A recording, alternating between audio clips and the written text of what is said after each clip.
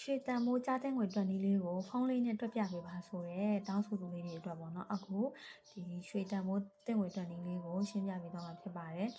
ကဏ္ဍတွက်ဆက်ပေါ့နော် calculator နဲ့တွက်တဲ့ formula ဆိုလို့ရှိရင်ရွှေအစား8အပေါင်းပဲအစား16အပေါင်းကျပ်အမြောက်ရွှေစင်းညီမျှချင်းတင့်ငွေပေါ့နော်ဒါက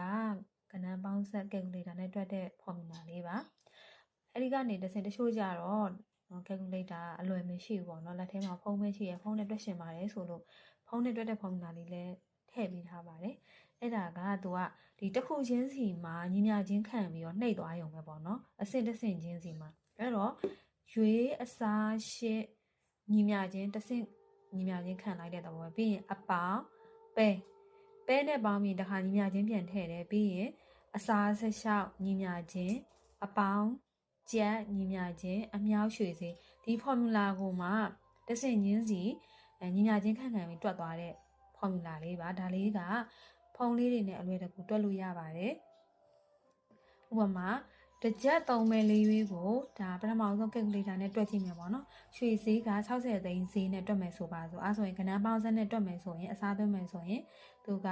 ရွှေက4ရွေးဆိုတော့4အစား8အပေါင်းပဲက3ပဲဆိုတော့3အစား16အပေါင်း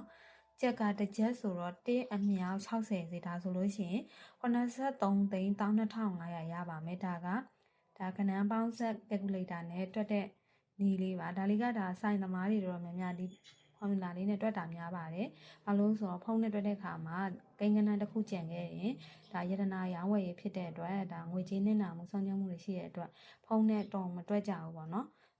အဲဒါကြောင့်မလို့ကဏ္ဍပေါင်းဆက်နဲ့တွက်တာများပါတယ်စိုင်းသမားတွေလုပ်ငန်းဝင်နေတဲ့သူတွေအများစုကဒါမှမဟုတ်ကိုကကဏ္ဍပေါင်းဆက်မပါသွားလို့ဖုန်းနဲ့အလွယ်တက်မယ်ဆိုလို့ရှိရင်ဒါဖုန်းနဲ့တွက်နေလည်းထပ်ပြီးတော့ထည့်ပေးထားပါတယ်အဲ့တော့သူက4ရွေးဆိုတော့4အစား8တဆင့်ပြီးတော့ဒါညီမျှချင်းခံမယ်ပြီးရင်အပေါင်း3ညီမျှချင်း3နဲ့ပေါင်းပြီးတစ်ခါညီမျှချင်းခံတယ်ပြီးရင်အစား16ညီမျှချင်းအပေါင်း1အမြောက်ဒါ60သိန်းဒါဆိုလို့ရှိရင်83သိန်း12500ဒါလေးကိုဒါဖုန်းလေးနဲ့တွက်ကြည့်ပါဒီဟာလေးကိုလည်းမှတ်ထားလို့ရပါတယ်ဒီညမှာအစားသွင်းသွားရုံပဲပေါ့နော်ဒီပုံသင်နည်းမှာအစားသွင်းသွားရုံပဲဒါကကြားတဲ့ငွေတွက်နည်းလေးကိုဒါ calculator နဲ့တွက်တာရောဖုန်းနဲ့တွက်တာရော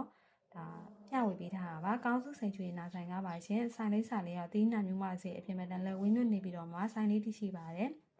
ရွှေနဲ့ပတ်သက်တဲ့ဗဟုသုတတွေကိုဒီရွှေဝယ်တဲ့လူတွေအတွက်အကျိုးရှိစေမဲ့ဗီဒီယိုဖိုင်လေးတွေကိုဒါဘလော့ရိုက်ပြီးတင်ပေးနေတဲ့ကောင်းစု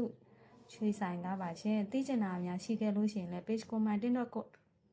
တွေမှာဒါသိချင်တာလေးတွေကိုမေးခဲ့ပေးလို့ရပါတယ်အချိန်ရရင်